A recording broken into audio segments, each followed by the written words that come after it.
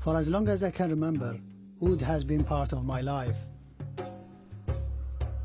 The scent of this rare and special wood was present at home, at the neighbors, and in the mosque.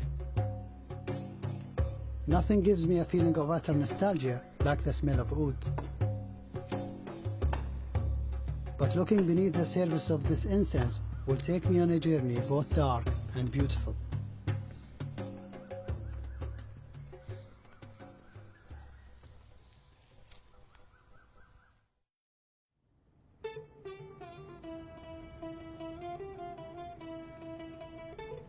The scent of oud is part of life not just in Qatar where I live, but in most of the Arabian Peninsula. More oud is burned here than anywhere else in the world.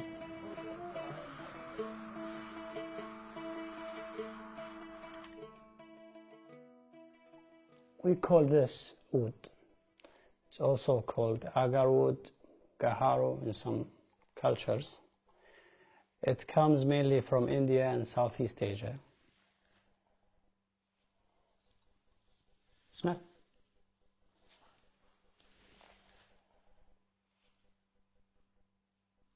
Yeah. Well, to you it might be weird, but to me it's really good because I'm used to it since I can remember. It's like you dipped the wood in a very nice perfume. Could you describe the smell? Happiness, I guess. It's so deep in my subconscious. When I use it now, it makes me feel better. Everyone has their own associations with oud, but above all, it's a communal thing, used to welcome guests or share with family and friends. إذا تدخنت وش تشم؟ أنا أشم ريحة الجنة. أنا بالنسبة لي العود من ضمن الأشياء الغالية الثانية تفقد الكآبة، يحس الواحد ببهجة.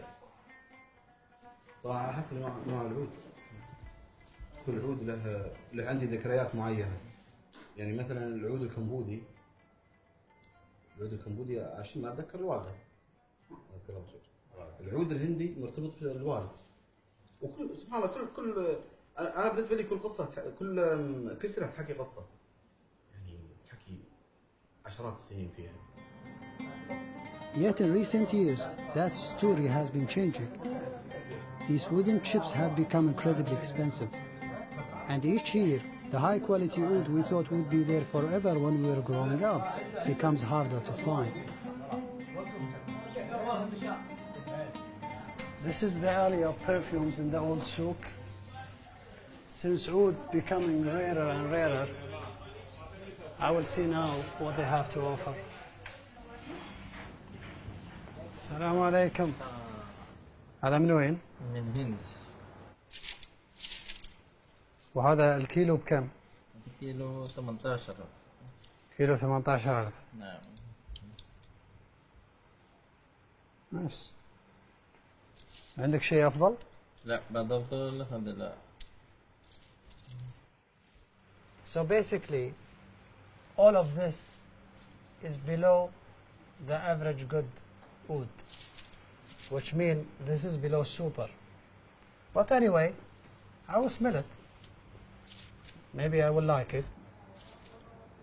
Part of the mystery of oud is that it never smells the same twice. Its strength and quality depends on the concentration of oil in the wood. But in the end, it's all down to personal taste.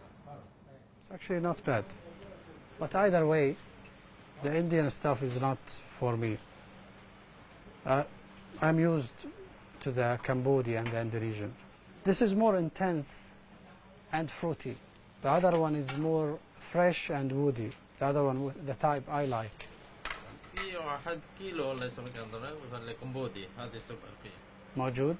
ممكن تجيبه؟ إن شاء الله إن شاء الله. Even if you ask for the best stuff, they will not give it to you right away. You will have to try what they have. First, they will try to sell you what they have on display. You don't get it, they try to sell you from the bags that they have here. You don't like it, they go inside and bring maybe other bags with better stuff. I guess we'll see. تقول هذا كمبودي كمبودي. وهذا كم سعر الكيلو؟ هذا كيلو 120. 120,000. 120,000 riyals is $34,000, which per kilo is the current price of gold. Yeah, this is much better.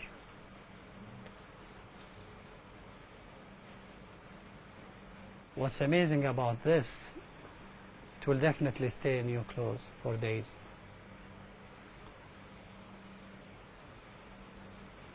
However, the price is too much and they can't afford it. Someone who's been selling oud for decades is Mohammed Al-Dalimi. In this storeroom, he estimates there is about $1.5 million worth of the wood. The good people who purchase the oud, they listen to it. They listen to it. You see? I can judge from listening without seeing. If I move that one, the one from Sabah plantation, you will hear different tune. So it's about how heavy the wood. Okay, this is one thing. It has to have a weight. Some people, older people, they will cut it by their teeth. Yeah. And they will test it. If it's too much better, then this is good quality. How come the price treble every few years? I mean, the demand in the market, in the whole market, people are using it more, even here. So in the Gulf country, they use it more now? They use it more. I use it more, but I don't know. You use it more. Yeah. I use it more. Everybody is using this. It was the recent surge in the price of wood that made me sit up and stop taking it for granted. When I looked into it, I found that the tree in the wild is verging on extinction in many countries. In a vicious circle, the rarer it gets, the more desirable it becomes, driving up prices and creating a dangerous black market. There are now people getting killed in the hunt for wood.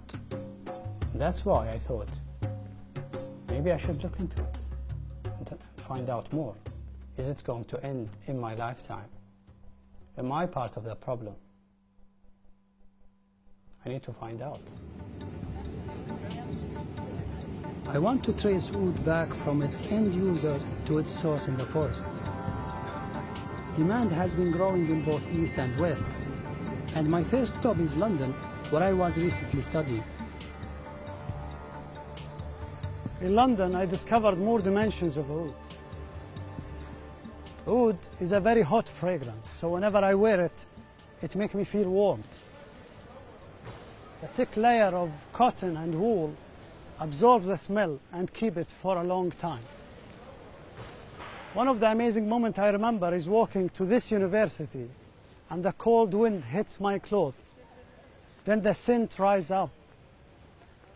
I definitely enjoyed oud here much more than I enjoyed it back home. For some years, Joachim Gratzfeld of Botanic Garden Conservation International has been working on preserving the trees that produce oud. He takes me to the herbarium in Kew Gardens to show me how oud or agar wood is created. So this is the agar wood tree? Yes, so basically there is two genera, which is Aquilaria and Gyronops, which are the main groups of plants that produce agar wood. When a tree is wounded and has open bark, whatever. By what? It can be insects, it can be maybe a storm, can be many different things. So then it provides an entry for microorganisms, fungi. The counter-reaction of the tree is to produce a resin, and it's this resin that then shows in these black spots.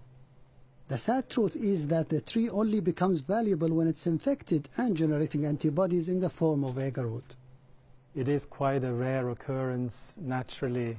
Sort of one in 10 trees, as I said before, is sort of usually shows signs of agar wood production, while the other plants in the same population may not necessarily have agar wood, and that's why it's a very rare resource.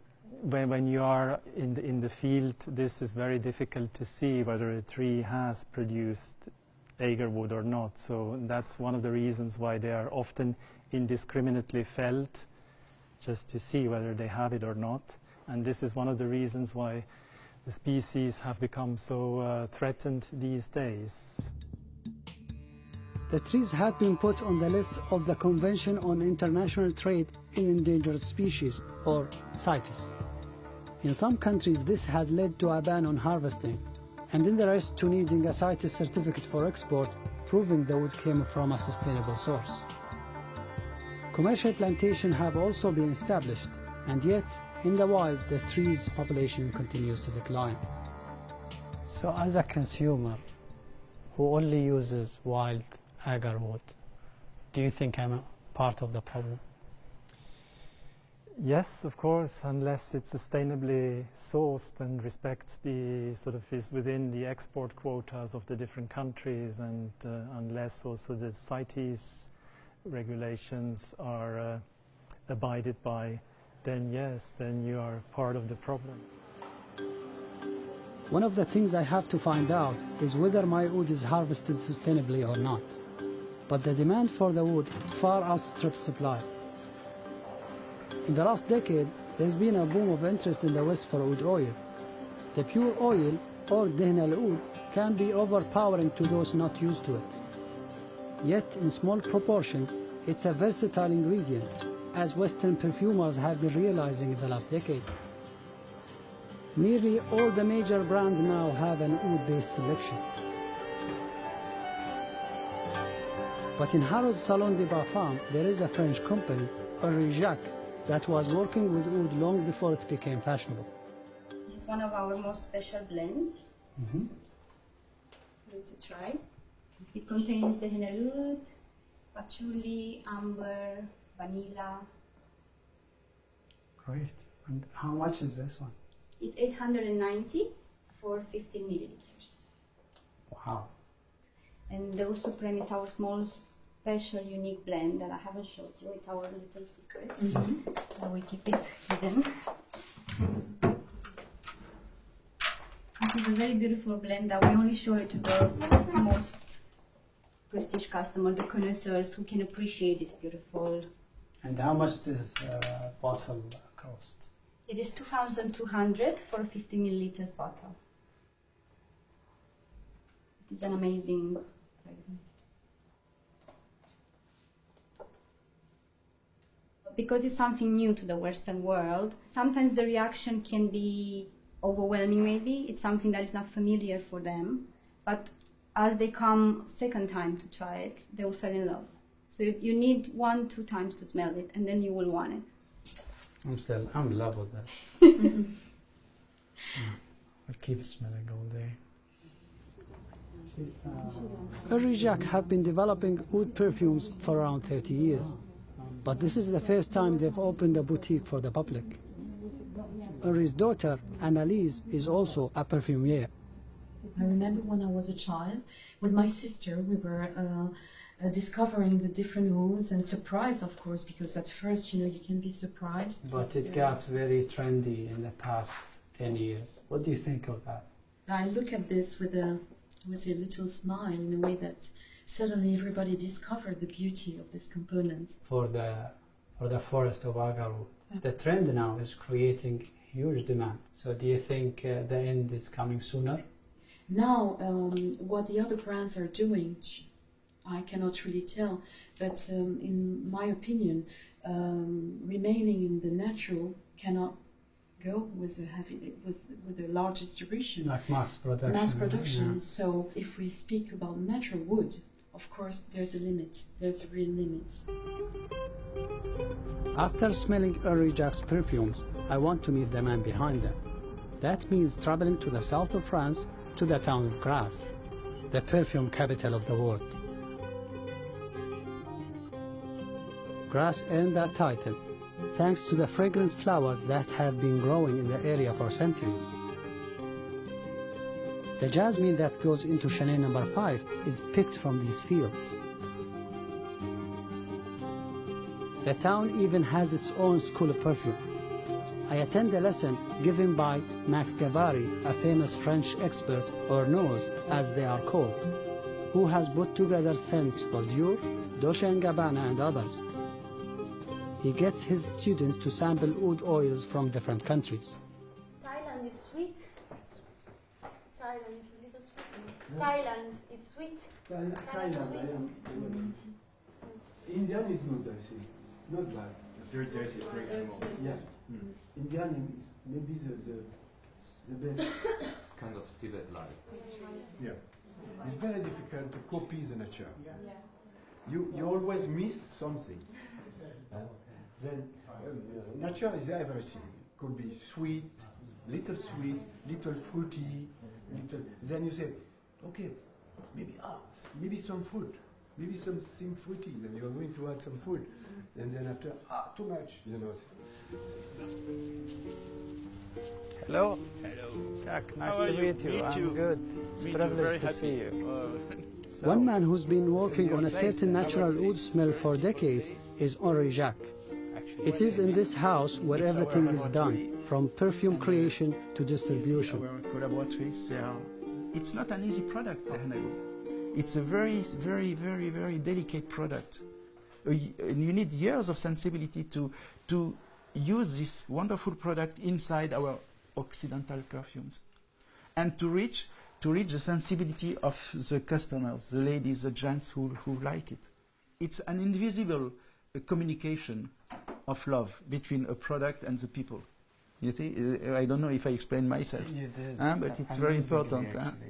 So you're saying it took you knew about oud in the 60s, Yes. but it took you about 20 years to make it. Oh yes, 20, 25 years to start mixing it in different perfume. And how many failures we have passed through until we reach.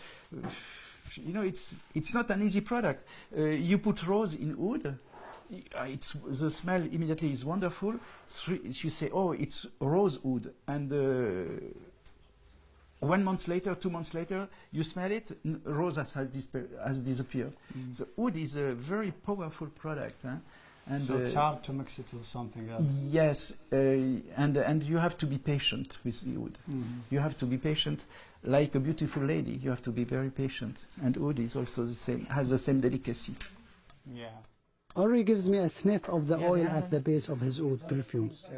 This is pure oud, or a few type of oud mixed together, or what is it exactly? I mean, It is a different mix of oud, because I want to reach the smell of the oud that was available 20, 30 years ago. Yeah. You see?